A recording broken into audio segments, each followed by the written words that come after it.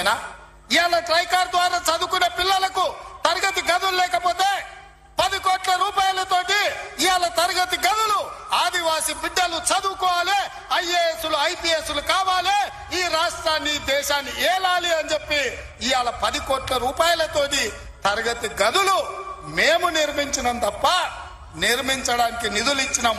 ఒక్క రోజైనా ఈ బిడ్డల కోసం నువ్వు సమీక్ష చేసినావా అని నేను అడుగుతున్నా.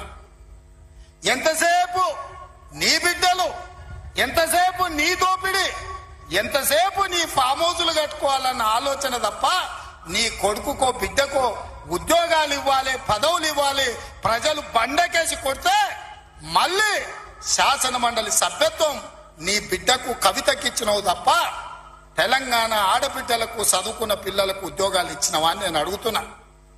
నువ్వు ఉద్యోగాలు ఇవ్వక 10 సంవత్సరాలు స్టాఫ్ నర్సులు నియమించక నువ్వు నిర్లక్ష్యం చేసిన కాబట్టే మొన్న మా దామోదర్ రాజ నరసింహ గారు వైద్య ఆరోగ్య శాఖ ద్వారా ఎల్బీ స్టేడియంలో 7,000 మంది ఆడబిడ్డలకు స్టాఫ్ నర్సు ఉద్యోగాలు మేమొచ్చి ఉద్యోగాలు ఇచ్చినాం. నీ బిడ్డను నిజామాబాద్ ఎంపీల బండకేసి కొడితే తండ్రిగా నీకు దుఃఖం పొంగుకొచ్చింది. నీ బిడ్డకెంబడే శాసన మండలిలో మళ్ళీ పదవి ఇచ్చినావు గాని గా ఆడబిడ్డలకు స్టాఫ్ నర్సు ఉద్యోగాలు ఇచ్చినవా? గది నీ నీతి, నీ జాతి.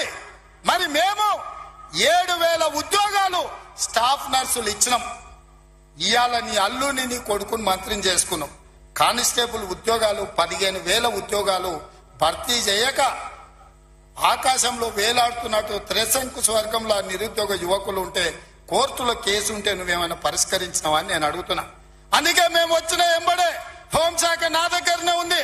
డీజీపీని ఇతర అధికారులను పిలిచి సమీక్షించి వేలాది మంది నిరుద్యోగ యువకులు ఈ రోజు నిరుద్యోగులుగా అమీర్పేటలో లేకపోతే అశోక్ నగర్ చౌరస్తాల్లో, దిల్సు నగర్ చౌరస్తాల్లో ఇంటికెళ్లి తల్లిదండ్రులకు మొహం చూయించుకోలేక నిస్సారంగా జీవితం గడుపుతున్నారు.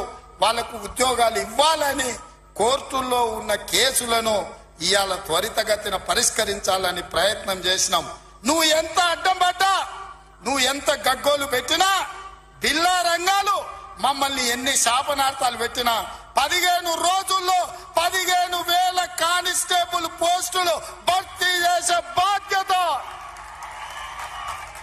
15 రోజుల్లో 15,000 కానిస్టేబుల్ పోస్టులు భర్తీ చేసే బాధ్యత మా మంత్రివర్గం తీసుకుంటుంది. మాది బాధ్యత అని చెప్పి నేను ఈ వేదిక మీద నుంచి మాట ఇస్తున్న మిత్రులారా, ఈరోజు తెలంగాణ సమాజం ఆలోచన చేయండి. ఈ తెలంగాణ రాష్ట్రం ఎవరి చేతిలో భద్రంగా ఉంటుంది? ఈ తెలంగాణ రాష్ట్రం త్యాగాల పునాదుల మీద ఏర్పడ్డ ఈ రాష్ట్రం ఎవరు భద్రంగా కాపలా కాస్తారు?